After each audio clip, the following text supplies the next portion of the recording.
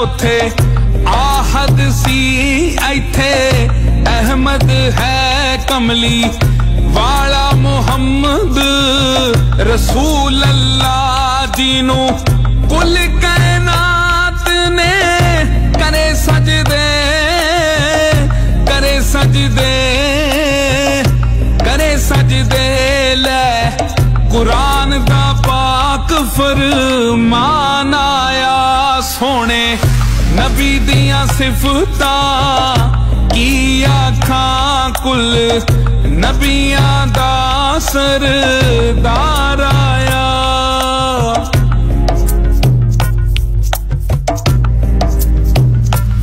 ओहो बोले ते अल्लाह पिया बोलदा ए कैसा नूर इलाही उस रब दा ए।